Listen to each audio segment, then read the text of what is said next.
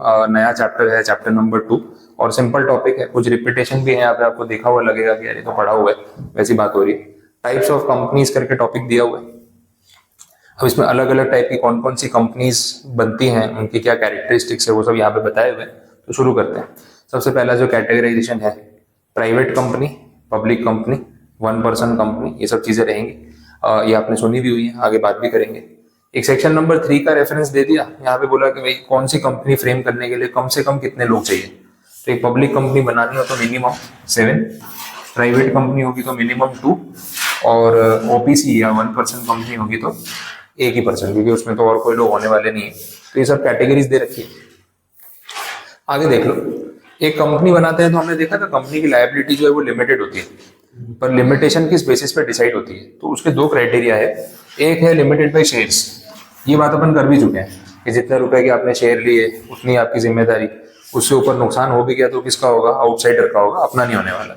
एक और ऑप्शन भी होता है, guarantee company, company limited by guarantee. अब ये सिस्टम कैसे वर्क करता है वो समझो। अगर एक कंपनी हम गारंटी वाली बना रहे हैं तो स्टार्टिंग में एज अ मेंबर आपको पैसे नहीं देने, आपको सिर्फ गारंटी देनी है। आपको ये बताना है कि अगर कंपनी पे कभी फाइनेंशियल क्राइसिस आए तो आप कितना कंट्रीब्यूट करोगे, वो आज आपको लिखवा देना है मेमोरेंडम में। तो आपने बोला सर मैं 5 लाख रुपए गारंटी लेती हूँ कि मैं इतना पे कर सकती हूँ, आपने बोला मैं 3 लाख रुपए, आपने बोला मैं 2 लाख, आपने बोला 10 लाख, पैसे करके। तो जितना आपने कमिटमेंट दिया है आपको पैसा देना पड़ेगा। अगर बाद में कंपनी कभी लॉसेस में गई तो, नहीं गई तब तक देने की कोई जरूरत नहीं, ये वैसी बात है। This is called guarantee company. अब पॉइंट ये है कि अगर कंपनी लिमिटेड बाय गारंटी है तो स्टार्टिंग में सारे मेंबर गारंटी देके चले जाएंगे, मैं मेरा 10 लाख लिख लो, मेरा 5 लाख लिख लो, नुकसान होगा तब देना है ना। बट कंपनी शुरू करने के लिए तो पैसा आज चाहिए, वो कहाँ से लाएंगे। शेयर्स वाले केस में तो आज पैसा आ जाता है, गारंटी वाले में तो आएगा नहीं। तो गारंटी वाले केस में फिर क्या होता है ना, कंपनी डेट के ऊपर डिपेंड करती है कि पैसा बिजनेस शुरू करेंगे उधार लेके, लेकिन जो मेंबर्स हैं वो सिर्फ गारंटी देंगे, आज वो इन्वेस्टमेंट नहीं करेंगे। अगर इन्वेस्टमेंट करते तो उनको शेयर्स मिलते, इन्वेस्टमेंट नहीं किया तो सिर्फ गारंटी दी, वैसा हो गया। कॉम्बिनेशन भी होता है, बोले काम करो, कुछ पैसा तो दो भाई शेयर के नाम पे, और कुछ पैसों के बदले गारंटी दे दो, तो भी चलेगा, कॉम्बिनेशन कर लेते हैं, ऐसा भी हो सकता है। तो कंपनी में भी limited by shares and guarantee both in a combination, वैसा। और थर्ड कैटेगरी है अनलिमिटेड कंपनी। अब ये तो बात ही नहीं समझ आई, कंपनी बना रहे हैं फिर अनलिमिटेड, कंपनी बनाते इसलिए कि लिमिटेड लायबिलिटी का फायदा मिले, तो अनलिमिटेड वाली बात क्यों की है। ऑप्शन दिया है ना, मतलब लॉ में तो हर प्रोविजन है, आप चाहो तो ऐसी कंपनी बना सकते हो जिसमें लायबिलिटी अनलिमिटेड होती है, नहीं बनानी है वो आपका कॉल है। बट अगर किसी को बनानी हो तो मान लो ऐसा है कि कोई सरकार है, गवर्नमेंट है, अब गवर्नमेंट को एक कंपनी स्टार्ट करनी है और उनको चाहिए पब्लिक से पैसा। पब्लिक को ये टेंशन है कि भाई सरकारी कंपनी है, पैसा डूब गया तो गवर्नमेंट ने ऐसा बोला कि हम बना रहे हैं अनलिमिटेड लायबिलिटी वाली कंपनी, आप पैसे दो, टेंशन मत लो। अगर आपके पैसे डूब गए, लॉस हो गया, तो भी गवर्नमेंट गारंटी दे रही है कि आपका पैसा आपको वापस मिलेगा, सरकारी फंड में से देंगे लेकिन गारंटी है। क्योंकि अनलिमिटेड लायबिलिटी का मतलब ही वही हो गया कि उस सिचुएशन में कोई टेंशन वाली बात नहीं है, आपके पैसे सेफ है, तो एज एन इन्वेस्टर आपको पूरा पैसा वापस मिलेगा। तो अनलिमिटेड कंपनी बना सकते हैं, तो लॉ में प्रोविजन किया हुआ है। प्राइवेट सेक्टर में मैं और आप कभी भी ऐसी कंपनी नहीं बनाएंगे, लेकिन सरकार बना सकती है ऐसा। चलो आगे देखें, नेक्स्ट क्लासिफिकेशन है, सब इंफॉर्मेशन है तो मैं थोड़ा क्विकली जा रहा हूँ। Classification on the basis of incorporation, हम कंपनीज को कैटेगराइज कर सकते हैं। इसमें एक्चुअली 3 नहीं आएगा, 2 भी है। एक स्टैट्यूटरी कंपनी है, एक रजिस्टर्ड कंपनी है, तीसरी वाली कैटेगरी नहीं है, 2 ही कंपनी है, statutory and registered. Statutory company का मतलब वो कंपनी जो पार्लियामेंट में स्पेशली एक एक्ट के थ्रू बनी है, जैसे स्पेशल कंपनीज होती हैं। फॉर इंस्टेंस इसमें एग्जांपल चाहिए तो आप लिख सकते हो LIC, SBI, ये सब जो एंटिटीज है। अपना इवन अपना कंपनी सेक्रेटरीज का institute ICSI, no doubt it is not a company but special act के थ्रू बना है। LIC का अपना एक्ट है 1955, SBI का एक्ट है 1956। तो LIC और SBI जैसी कंपनी पार्लियामेंट में एक स्पेशल कानून के थ्रू बनी है, it is not an ordinary company. लेकिन आप और मैं अगर कोई कंपनी क्रिएट करना चाहते हैं, मुझे स्टार्ट करनी है इग्नाइट एकेडमी प्राइवेट लिमिटेड, तो मैं उसके लिए क्या करूंगा, नॉर्मल ROC में रजिस्ट्रेशन कराऊंगा, तो उसको हम बोलेंगे रजिस्टर्ड कंपनी। अब रिलायंस है, टाटा है, ये सब रजिस्टर्ड कंपनी है, पार्लियामेंट में नहीं बनी, लेकिन LIC और SBI जो है पार्लियामेंट के थ्रू बनी है। तो इनके ऊपर कंपनीज एक्ट तो अप्लाई होता ही है, लेकिन इनका अपना स्पेशल एक्ट भी अप्लाई होता है, वैसी बात होती है। तो that is a difference between statutory and registered company. Clear ये पॉइंट। नेक्स्ट, लायबिलिटी के बेस पे classification, repeat topic. Unlimited liability company अभी देखा अपन ने, कंपनी लिमिटेड बाय गारंटी, इस पर भी बात हुई। और तीसरा कंपनी लिमिटेड बाय शेयर्स, वो भी अपन ने देखा, तो रिपीट आंसर है, तो इसको वापस नहीं पढ़ेंगे तो चलेगा। और सर जो गारंटी देता है तो उसके बदले में उसको क्या मिलता है? उसको प्रॉफिट्स में हिस्सा मिलेगा, वैसा है। गारंटर वही हो गया जैसे शेयर होल्डर होता है, वैसे मेंबर हो गया, तो उसको प्रॉफिट में तो हिस्सा मिलेगा ही, जो कंपनी की अर्निंग्स है उसमें से उसको रिटर्न मिलेगा। और गारंटी देने का मतलब ये है कि नुकसान हुआ तो उसको पैसे चुकाने पड़ेंगे। फिर कभी कंपनी लॉस में गई, बोले अब नहीं दूंगा पैसे, जाओ, तो कोर्ट केस हो जाएगा उसके ऊपर। राइटिंग में एग्रीमेंट किया तो देना पड़ेगा, वैसी बात है। चलो नेक्स्ट देखते हैं। अब ये टॉपिक आ गया अपना प्राइवेट कंपनी। तो कुछ आइडिया है आपको प्राइवेट कंपनी पब्लिक कंपनी कैसे डिफरेंशिएट करते हैं? थोड़ा बहुत कुछ ऐड ऑन करना है, स्टार्ट करना है तो बताओ। बोलो, पब्लिक और प्राइवेट कंपनी पढ़ा तो हुआ है।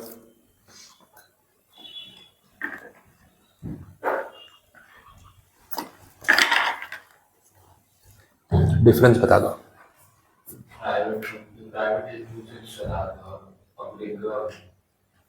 नहीं, पब्लिक कंपनी गवर्नमेंट चलाती है ऐसा नहीं, वो पब्लिक सेक्टर हो गया, थोड़ा कंफ्यूजिंग है वो। एक होता है प्राइवेट सेक्टर, एक होता है पब्लिक सेक्टर। एक होता है पब्लिक कंपनी, एक होती है प्राइवेट कंपनी। ये चीज़ें अलग है, सेम नहीं है। तो थोड़ा बोलने में ऐसा एक जैसा लगता है लेकिन डिफरेंस है। कुछ एग्जाम्पल से ये बात आपको रिलेट करा देता हूँ। ये अच्छा है पॉइंट रेज किया, तो मतलब बोला तो, क्योंकि अल्टीमेटली ये डाउट क्लियर होना चाहिए। चल देखते हैं। देखो, प्राइवेट सेक्टर और पब्लिक सेक्टर ऐसे दो डिवीजन कर देते हैं पहले तो। ये पब्लिक सेक्टर जो है ना, ये सरकारी कंपनी है जो आपने बोला। प्राइवेट सेक्टर में अलग अलग टाइप की कंपनी है। अब इसमें है प्राइवेट लिमिटेड और इसमें भी है पब्लिक लिमिटेड। और प्राइवेट लिमिटेड में भी अलग अलग टाइप्स हैं। एक है ओपीसी, एक है स्मॉल कंपनी और एक है रेगुलर प्राइवेट कंपनी। ये सब कैटेगरीज है। और ये पब्लिक सेक्टर कंपनी में मेनली गवर्नमेंट कंपनीज। अरे ये क्या चीज़ है पब्लिक सेक्टर, फिर प्राइवेट सेक्टर में public limited. Sector, private sector मतलब जहाँ पे पब्लिक का पैसा लगा है, लोगों का पैसा लगा है, सरकार का पैसा नहीं लगा है, प्राइवेट नॉन गवर्नमेंट। और पब्लिक सेक्टर का मतलब गवर्नमेंट, जहाँ पे सरकार का मेजर पैसा लगा है। तो ऐसी कंपनीज जिसमें 51% होल्डिंग जो है वो गवर्नमेंट का हो, तो उसको अपने क्या बोलते हैं, गवर्नमेंट कंपनी। तो this is a public sector company. अब इसके एग्जांपल्स में आपके पास LIC, SBI, ONGC, steel authority of India, IRCTC, gas authority of India limited, बहुत सारी कंपनीज है। और कोई सरकारी कंपनी याद आ रही है? हाँ, RBI का एक्ट है, वैसे उसके शेयर्स नहीं है, no doubt it is a corporation, लेकिन उसको अभी यहाँ नहीं ले तो चलेगा, है तो वैसे गवर्नमेंट ही। मेजरली कंपनीज काफ़ी सारी अपन ने कवर कर ली। फिर बैंकिंग में ले सकते हो, पंजाब नेशनल बैंक भी है, वो भी गवर्नमेंट बैंक है। तो ऐसी बहुत सारी एंटिटीज जो है वो यहाँ पे कवर हो रही है। तो ये पब्लिक सेक्टर कंपनी, सरकारी कंपनीज, मेजर हिस्सा सरकार का। प्राइवेट सेक्टर जो बोल रहे हैं, प्राइवेट सेक्टर में दो कैटेगरी हो गई। पहले पब्लिक लिमिटेड की बात करूं तो इसमें आपकी आएगी रिलायंस, टाटा, विप्रो, इन्फोसिस, बड़े ब्रांड्स, अपना अदानी, ठीक है, कभी भी मार्केट हिला देता है। अभी भी न्यूज़ आई थी, कुछ ना कुछ चलता ही रहता है। तो इतना मतलब वोलेटाइल स्टॉक है ना कि पूरा शेयर मार्केट डरता है इससे कि कुछ भी हो सकता है, ठीक है, पूरा मार्केट ऊपर नीचे कर देता है। तो ये सारी पब्लिक लिमिटेड, प्राइवेट सेक्टर, इसमें सरकार का मेजर पैसा नहीं लगा है। होगा, गवर्नमेंट ने भी कुछ शेयर ले रखे होंगे, ऐसा नहीं है, लेकिन मेजर पैसा किसका लगा है, नॉन गवर्नमेंट एंटिटीज, मतलब पब्लिक का वैसा। अब ये पब्लिक लिमिटेड इसलिए है क्योंकि इसके अंदर बहुत सारी पब्लिक का पैसा लगा है और कोई भी शेयर खरीद सकता है। मतलब रिलायंस का शेयर आपको लेना है, आप ले सकते हो, मुझे लेना है, मैं भी खरीद सकता हूँ। तो it is public limited but it is a private sector company because major stake non government है, वैसा। अब इसमें अगर प्राइवेट लिमिटेड की बात करें तो जैसे अभी अपन सब बैठे हैं ना, अपने सबने सोचा कि चलो एक कंपनी स्टार्ट करते हैं, इग्नाइट एकेडमी प्राइवेट लिमिटेड। तो उसमें हम सब लोग 10-10 लाख रुपए लगाएंगे, 50 लाख रुपए कैपिटल हो जाएगी और फिर उससे अपना बिजनेस या क्लासेस जो भी है वो स्टार्ट करेंगे। तो यहाँ पे हम 5 ही लोग हैं और हम ही लोग इन्वेस्टर हैं। अब इग्नाइट एकेडमी प्राइवेट लिमिटेड के शेयर स्टॉक एक्सचेंज पे लिस्टेड नहीं है कि कोई भी आउटसाइडर आके खरीद लेगा। It is a closed group, इसमें लिमिटेड मेंबर्स हैं, तो इसको हम क्या बोलेंगे, it is a private company. Reliance में ऐसा नहीं है, आप स्टॉक एक्सचेंज पे जाके मोबाइल फोन से शेयर खरीद सकते हो, तो वो हो गई public company, listed public company. वैसे अब प्राइवेट कंपनी में इन्होंने कैटेगरी बना दी, 1 पर्सन कंपनी, एक स्मॉल कंपनी, पढ़ेंगे उसके बारे में, और प्राइवेट लिमिटेड में बाकी रेगुलर प्राइवेट कंपनीज जो इन दोनों कैटेगरी में नहीं आती। तो ऐसा बाइफर्केशन किया हुआ है। तो सेक्टर वर्ड अलग है, लिमिटेड वर्ड अलग है। Private sector is this, public sector is this, और इसमें भी फिर ये बाइफर्केशन ऐसे होता है। जो पब्लिक सेक्टर की कंपनी है उसमें पब्लिक का पैसा होता है। आप LIC के शेयर खरीद सकते हो, LIC लिस्टेड है, SBI के शेयर खरीद सकते हो, प्रॉब्लम नहीं है। बट मेजर स्टेक किसका है? गवर्नमेंट का। बाकी 49% में ये सब खेलते रहेंगे बाकी प्लेयर्स, इंडिविजुअल या कंपनीज एवरीथिंग, तो वो अलग चीज होगी। वैसे बोलो, यहाँ तक बात समझ आई, क्लियर हो? चलो, तो ये बेसिक कंसेप्ट था जो क्लियर करना जरूरी है, बाकी चीजें देख लेते हैं। हाँ, अब बात करें प्राइवेट कंपनी की, तो ये डेफिनेशन के लिए सेक्शन नंबर 2 यूज होता है, फिक्स है वो। उसमें क्लॉज नंबर 68 जहां पे प्राइवेट कंपनी को डिफाइन किया है, याद रहे तो ठीक है। देखो सेक्शन 2 जो है ना, वो जनरल सेक्शन है फॉर ऑल डेफिनेशंस, और उसके अंदर क्लॉजेज है।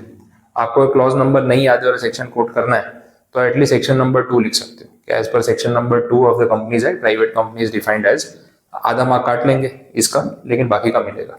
बट अगर ये नंबर श्योर नहीं है तो गलत मत लिखना, गलत लिखोगे तो पूरा 0 हो जाएगा। आपने 68 के बदले 65 लिख दिया, रॉन्ग हो गया, तो वो नहीं करना है, वो ध्यान रखना। अब प्राइवेट कंपनी किसको बोलेंगे? बोला उसकी कुछ minimum paid up share capital हो सकती है, और उस कंपनी के आर्टिकल्स ऑफ एसोसिएशन में, मेमोरेंडम आर्टिकल्स बोलते हैं, आर्टिकल्स ऑफ एसोसिएशन में कुछ रूल्स हैं। पहला रूल ये है, शेयर्स की ट्रांसफरेबिलिटी जो है वो रिस्ट्रिक्टेड है, ठीक है। तो शेयर्स खरीदना बेचना पॉसिबल है, बट रिस्ट्रिक्शंस के साथ। जैसे अपन ने वो इग्नाइट एकेडमी प्राइवेट लिमिटेड बनाई, तो आप उसके शेयर ऑनलाइन जाके नहीं बेच सकते।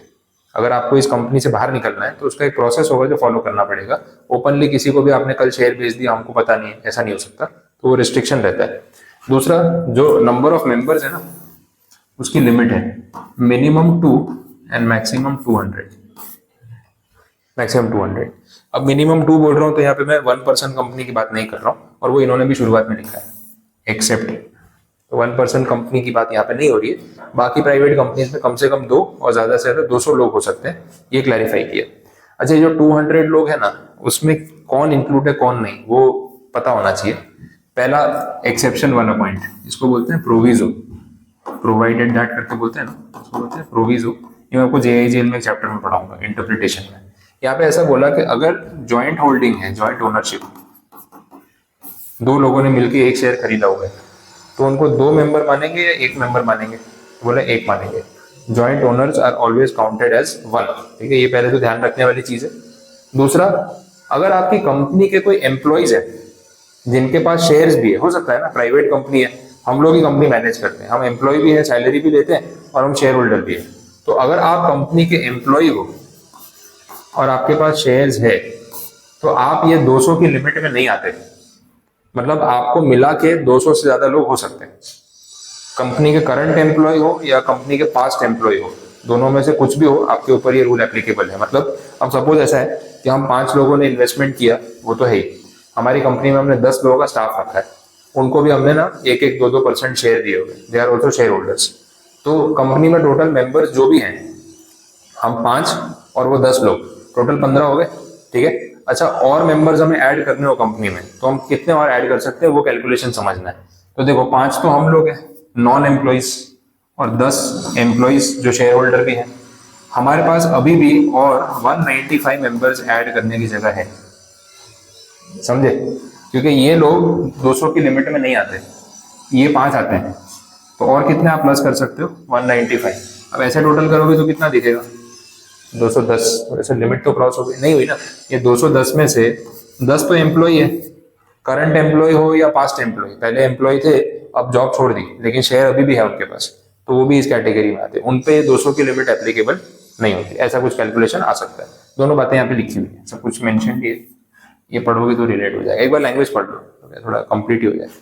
Provided further that, point read कर लो, देखो, फिर आगे देखते हैं। थर्ड पॉइंट, जॉब छोड़ने के बाद शेयर्स खरीदे जॉब छोड़ने के बाद शेयर खरीदे तो बात अलग है। इसमें इन्होंने ऐसा बोला है कि आप पहले से एम्प्लॉय और शेयर होल्डर थे और फिर आपने जॉब छोड़ दी, तो चलेगा, लेकिन आपने जॉब छोड़ दी फिर इन फ्यूचर आपने शेयर खरीदे तो फिर आपको 200 की लिमिट में आ जाओगे वैसा। बोलो, लैंग्वेज में कुछ डाउट? समझ आया पॉइंट? ये वाला क्लियर हुआ? आगे बढ़ सकते हैं। थर्ड पॉइंट में बोला है prohibits any invitation to the public to subscribe for any securities of the company। इसका मतलब हम पब्लिक को शेयर ऑफर नहीं कर सकते, प्राइवेट कंपनी है, ओपनली पब्लिक को थोड़ी ना शेयर बेच सकते हैं, कोई भी आके खरीद दो तो पब्लिक ऑफर हो गया, तो ये रिस्ट्रिक्शन रहेगा, पब्लिक को ओपन इन्विटेशन नहीं दे सकते। तो एक कंपनी प्राइवेट लिमिटेड या प्राइवेट कंपनी तब मानी जाती है जब उसके आर्टिकल्स में 3 रिस्ट्रिक्शन होते हैं। एक तो शेयर होल्डर्स की क्वांटिटी 200 से ऊपर नहीं होनी चाहिए, दूसरा आपके शेयर फ्रीली ट्रांसफरेबल नहीं होने चाहिए, और आप पब्लिक को ओपन ऑफर नहीं कर सकते। अगर ये तीनों बातें आर्टिकल्स में लिखी है तो ही एक कंपनी प्राइवेट मानी जाती है। अगर आर्टिकल्स में तीनों कंडीशन नहीं लिखी और आपने कंपनी के नाम के पीछे लिख दिया प्राइवेट लिमिटेड, कोई फर्क नहीं पड़ता, तो उसे दिखाने वाली बात होगी, रिस्ट्रिक्शंस तो है ही नहीं ना। तो ये 3 रिस्ट्रिक्शंस बहुत इंपॉर्टेंट है, इसी के बेस पे प्रूव होता है कंपनी प्राइवेट है या नहीं। डन? समझ आया? चलो आगे बढ़ते हैं।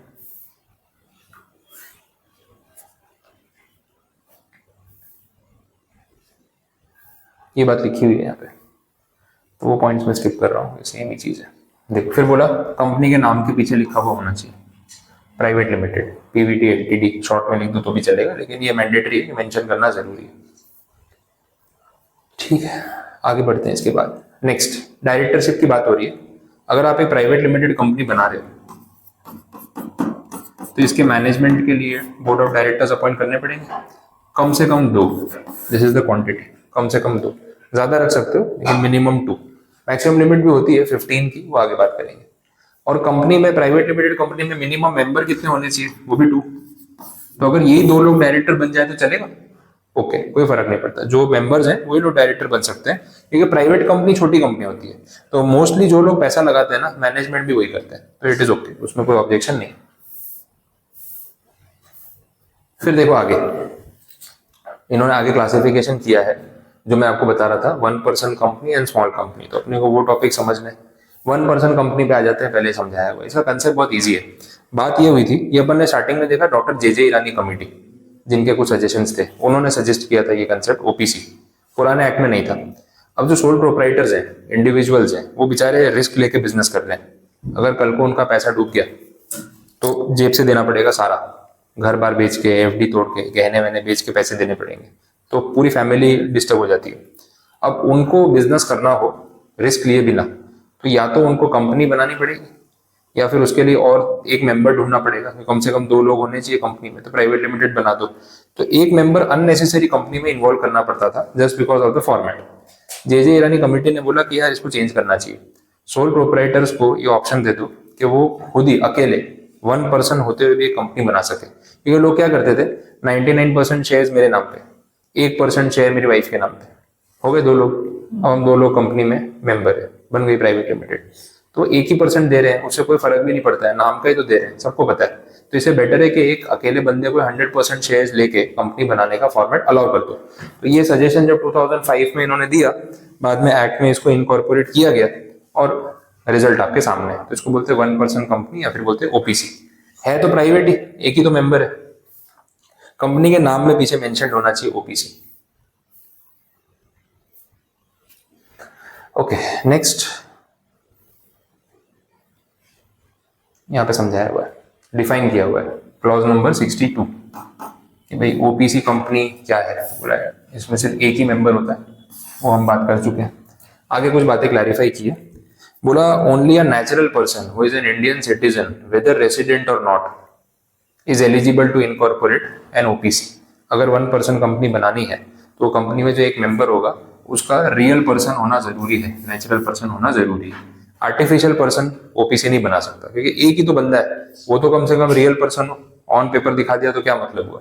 नेचुरल पर्सन इंडियन सिटीजन, और तीसरा इंडिया में रेसिडेंट हो या ना हो कोई फर्क नहीं पड़ेगा। रेसिडेंशियल स्टेटस जो है ना, वो टैक्सेशन के लॉज के हिसाब से डिसाइड होता है, not as per companies act but as per the income tax act.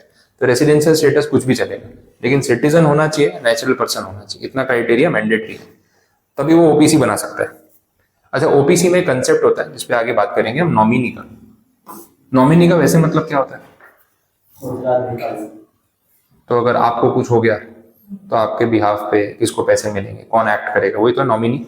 OPC में ये जरूरत थी, ओपीसी में एक ही मेंबर होता है ना, सोल मेंबर। कल को उसको कुछ हो गया तो उसकी रिस्पॉन्सिबिलिटी कौन लेगा? कंपनी, बिजनेस कौन संभालेगा? फिर तो बिजनेस थ्रेट में आ जाएगा। तो जब आप ओपीसी बनाते हो तो शुरुआत में आपको बोल दिया जाता है कि आप ओपीसी बनाते ही एक नॉमिनी फाइल कर दो, स्टार्टिंग में, कि अगर ओपीसी क्रिएट करते उसी दिन आपको कुछ हो जाए तो भी आपका रिप्लेसमेंट होना चाहिए। तो जो नॉमिनी बनता है ना, उस नॉमिनी को भी एक क्राइटेरिया फुलफिल करना पड़ता है। वो भी नेचुरल पर्सन होना चाहिए, वो भी इंडियन सिटीजन होना चाहिए, रेसिडेंट नहीं होगा तो भी एक बार चलेगा, ठीक है। क्योंकि जैसे ही इसको कुछ हुआ तो तुरंत से वो बन जाएगा ना ओपीसी, तो क्राइटेरिया तो उसको फुलफिल करना ही पड़ेगा। तो जो सोल मेंबर है उस पर भी ये क्राइटेरिया एप्लीकेबल है, जो नॉमिनी होता है उस पर भी ये क्राइटेरिया एप्लीकेबल है। वैसा अब ये रेसिडेंशियल स्टेटस के लिए क्या टर्म होता है वो इन्होंने समझा दिया। इंडिया में पिछले साल फाइनेंशियल ईयर में आपका कम से कम 120 डेज का स्टे होना चाहिए, तो आप रेसिडेंट हो। ये हर साल चेंज हो सकता है। पिछले साल में 12 महीने में, अप्रैल से मार्च में आप इंडिया में कितने दिन तक रहे, उस पर डिपेंड करता है कि आप इस साल रेसिडेंट माने जाओगे कि नहीं। वो ड्यूरेशन कितनी है? सिर्फ 120 दिन। तो पिछले 365 दिन जो थे उसमें से 120 दिन भी अगर आप इंडिया में रहे थे ना, तो आप रेसिडेंट हो। बहुत नॉमिनल सी कंडीशन है। वैसे यहाँ पे एक ही डायरेक्टर होगा तो चलेगा। प्राइवेट में कितना बोला था? 2, ओपीसी में बोला 1, पब्लिक में होता है 3। 1 2 3 याद रख सकते हैं। ओपीसी, प्राइवेट, पब्लिक, ये 3 क्राइटेरिया होता है। तो जो ओपीसी है, जो एक पर्सन है जिसके पास 100% शेयर्स है, वो खुद ही डायरेक्टर बन जाए तो भी चलेगा, कोई आउटसाइडर को अपॉइंट करना मैंडेटरी नहीं। बोला ओपीसी अगर आपको फ्रेम करनी है तो या तो वो कंपनी लिमिटेड बाय शेयर्स हो सकती है, या गारंटी हो सकती है, या अनलिमिटेड, तीनों में से कोई भी हो सकती है। ये सेंटेंस एग्जाम में क्वेश्चन था। Comment on the following, can an OPC be framed as a company limited by guarantee? इतनी सी लाइन और क्वेश्चन पूछ लिया। अब लिखोगे क्या 4 मार्क्स में? एक्चुअली में वो आपसे पूरा ओपीसी वाला आंसर ही पूछ रहे हैं, क्योंकि इस चीज को समझाने के लिए पहले आपको ये बताना पड़ेगा ओपीसी होता क्या है। तो ओपीसी समझाना ही पड़ेगा पूरा, और 4 मार्क्स के कंटेंट में एक लाइन तो लिखोगे नहीं। तो ऐसा अगर क्वेश्चन आए तो इसमें अंदर क्या क्या दिया है ना, वो सब ढूंढना और वो सब समझाना है। आप ओपीसी के बारे में समझा दो, और ये भी तो समझाना पड़ेगा what is company limited by shares, guarantee, unlimited, ये भी तो बताना पड़ेगा। तो इसको एक्सप्लेन करो और ये पॉइंट समझा दो, आपका आंसर बन गया। कंक्लूजन में तो ये लाइन लिखनी है कि भाई यस या नो। आ रही बात समझ में? क्लियर? तो ये पॉइंट है, देख लो यहाँ तक कुछ क्वेरी हो, कुछ पूछना हो, कुछ नहीं समझ आया। और उसमें तो एक ही पर्सन है, उसका तो 100%। हाँ, 100% शेयर उसी के पास होते हैं, तो उसका पूरा उसकी लायबिलिटी। हाँ, पर जितने उसने शेयर खरीदे, मतलब वही 100% जो शेयर उसकी है उतने, उसने अगर 1 करोड़ रुपया डाला है तो उसकी लायबिलिटी 1 करोड़, उससे ऊपर का उसको कुछ देखना नहीं, वैसी बात होगी। बोलो यहाँ तक कंसेप्ट समझ आया? क्लियर हुआ? नेक्स्ट अब यहाँ पे है स्मॉल कंपनी। ठीक है, ये भी खत्म कर ही लेते हैं। स्मॉल कंपनी का सजेशन भी डॉक्टर जे ईरानी कमेटी ने दिया था। अगेन आ ही रहते हो आपके सामने ही। इन्होंने ऐसा बोला कि प्राइवेट कंपनीज में भी एक सेग्रीगेशन कर दो। प्राइवेट कंपनी में छोटी कंपनीज, छोटी छोटी प्राइवेट कंपनीज, बोला उनको कंप्लायंसेस में थोड़ा रिलीफ दे दो। रूल्स फॉलो करने होते हैं ना, उसकी लिस्ट कम कर दो। देखो रूल्स फॉलो करने में टाइम जाता है। छोटी कंपनी को ज्यादा रूल्स में फंसाओगे तो ग्रोथ नहीं कर पाएगी, उसको ग्रो करने दो ना, फिर उससे थोड़ा ज्यादा कंप्लायंस करा देना। तो एक छोटी कंपनी को कंप्लायंसेस में मिल जाता है हैवी डिस्काउंट। और वो कंप्लायंसेस में डिस्काउंट कैसे मिलेगा, कौन सी कंपनी जिसमें आती है, वो हमें यहाँ पे समझना है। कुछ क्राइटेरिया सेट किया। अगेन सेक्शन नंबर 2 देखो, डेफिनेशन क्लॉज 85। इसमें ऐसा बोला कि एक स्मॉल कंपनी तब मानी जाएगी जब उसकी paid up share capital 4 crore रुपए से ज्यादा ना हो। This is the limit. और उसका जो टर्नओवर है वो 40 करोड़ रुपए से ज्यादा नहीं है। दोनों कंडीशन फुलफिल करनी होती है। तो एक ऐसी प्राइवेट कंपनी जिसकी पेड अप कैपिटल 4 करोड़ या उससे कम है और उसका पूरे साल का टर्नओवर 40 करोड़ या उससे कम है, अगर ये दोनों क्राइटेरिया फुलफिल होते हैं तो आप बोल सकते हो कि वो प्राइवेट कंपनी स्मॉल कंपनी है, और उसको बहुत सारे प्रोविजंस में रिलीफ मिल जाएगा कि आप ये रूल मत फॉलो करना, इट इज ओके। अच्छा, इसमें लिमिट बढ़ाई भी जा सकती है। जैसे आज 4 करोड़ लिखी है ना, तो ये लिमिट को एक्सटेंड कर सकते हैं up to 10 crore rupees. 4 crore को बढ़ा के कितना कर सकते हैं? 10 करोड़। अच्छा, और यहाँ पे जो 40 करोड़ की लिमिट है ना, उसको बढ़ा के कितना कर सकते हैं? 100 करोड़। अब इसका क्या मतलब हुआ? एग्जैक्टली बढ़ा के चेंज कर सकते हैं, इसका क्या मतलब है? तो जब एक्ट में ये डेफिनेशन बनाई और इसको पास किया तो उसमें बोला कि यार पेड अप कैपिटल की आज लिमिट 4 करोड़ है, लेकिन इन्फ्लेशन के साथ ये लिमिट बढ़ेगी भी तो सही। तो ये लिमिट बढ़ा के कहाँ तक लेके जा सकते हैं? 10 करोड़। और ये बात पहले से एक्ट में पास करवा ली है, तो जब ये बढ़ाना होगा ना तो वापस पार्लियामेंट में नहीं जाना पड़ेगा। ये जो अपनी मिनिस्ट्री है ना MCA, वही लोग नोटिफिकेशन के थ्रू इसको 10 करोड़ तक बढ़ा सकते हैं। और ये लिमिट पिछले 3-4 साल में बढ़ी है। 4 करोड़ जो है ना, लास्ट ईयर ये लिमिट थी 1.5 साल पहले 2 करोड़, उसके 1 साल पहले लिमिट थी 50 लाख। तो ये पिछले 3-4 साल में बढ़ी है नोटिफिकेशन के थ्रू। 10 करोड़ से ऊपर जाना होगा ना तो फिर पार्लियामेंट में जाके एक्ट को अमेंड करना पड़ेगा, ये कंडीशन है। और इसमें भी वही 40 करोड़ को 100 करोड़ तक लेके जाना हो तो मिनिस्ट्री नोटिफिकेशन के थ्रू ये काम कर सकती है। Okay, next, nothing in this definition shall apply to holding company और सब्सिडरी कंपनी। इस पे आगे बात करेंगे। सेक्शन 8 कंपनी पे भी बात करेंगे। और स्पेशल एक्ट वाली कंपनी तो अभी अपन ऊपर देख रहे थे, LIC SBI, वही कंडीशन है। तो बोलो यहाँ तक कुछ नहीं समझ आया, कुछ कंफ्यूजन? क्लियर है पॉइंट? तो प्राइवेट कंपनी वाला पूरा पार्ट यहाँ पे कंप्लीट। फिर इसके बाद जो दिया हुआ है दैट इज पब्लिक कंपनी। तो प्राइवेट और पब्लिक को ना आप कंपैरिजन में याद रख सकते हो, इन्होंने समझाया भी वैसे। देखो, a public company which is not a private company, definition देखो कैसे। पब्लिक कंपनी क्या है? जो प्राइवेट कंपनी नहीं है। तो प्राइवेट कंपनी क्या है? जो पब्लिक कंपनी नहीं है। ठीक, ऐसी डेफिनेशन तो अपने ही बना सकते हैं। इन्होंने कंपनी लॉ में सब जगह ऐसी डेफिनेशन बनाई है, ऐसा लगा कोई स्टूडेंट ने बनाई है, इसको पता नहीं था क्या लिखना, तो कुछ ना कुछ बना के लिख के आ गया, वैसी डेफिनेशन है। मिनिमम पेड ऑफ कैपिटल का क्राइटेरिया हो सकता है और कुछ प्रिस्क्राइब किया हो तो ठीक है, अदरवाइज कोई इशू नहीं है, वैसा है। फिर एक ये प्रोविजो है, वो अभी बाद में रखेंगे क्योंकि सब्सिडरी वाला पॉइंट बाकी है अपना। तो जो पॉइंट हुए है वो बता रहा हूँ। तो बोला अगर आप पब्लिक कंपनी बना रहे हो तो मिनिमम 7 लोग होने चाहिए, मैक्सिमम अनलिमिटेड हो सकते हैं, मिनिमम 3 डायरेक्टर होने चाहिए। ठीक है, शेयर्स फ्रीली ट्रांसफरेबल है, कोई किसी को भी बेच सकता है, खरीद सकता है, और पब्लिक ऑफर पे रिस्ट्रिक्शन नहीं रहता है। तो ऐसे पॉइंट्स मिलेंगे। ये 7 और मोर वाली कैटेगरी यहाँ लिखी है, वापस यहाँ पे रिपीट भी किया। आप शेयर्स खरीद सकते हो, डिबेंचर खरीद सकते हो, पब्लिक कंपनी के शेयर्स स्टॉक एक्सचेंज पे लिस्ट हो सकते हैं। तो फिर यहाँ पे ना 2 कैटेगरी और बन जाती है, पीछे देख रहे थे ना अपन, private sector, public sector, everything, उसके बेसिस पे बता रहा हूँ। ये जो पब्लिक सेक्टर वाली कंपनी है ना,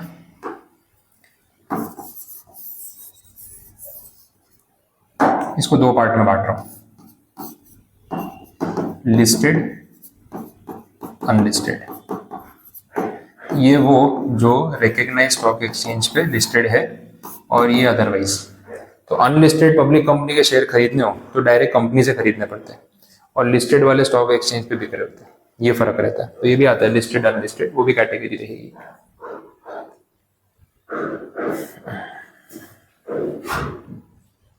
ठीक है, यहां तक कंडीशन पता चली। तो पब्लिक प्राइवेट वाला पार्ट यहाँ पे कंप्लीट। कुछ रिपीटेशन है, ये आपको पता है। लिमिटेड कंपनी पे बात हो गई ऑलरेडी, रिपीट पॉइंट है, इसमें कुछ नया नहीं है। बोलो यहाँ तक कोई कंफ्यूजन? ये बस तो इतने टाइप्स रखते हैं, बाकी के जो है फिर कल कंटिन्यू करेंगे। एसोसिएशन, नॉट फॉर प्रॉफिट या सेक्शन 8 कंपनी, ऐसा देख लो। कुछ पूछना हो, कुछ क्वेरी है तो बता दो।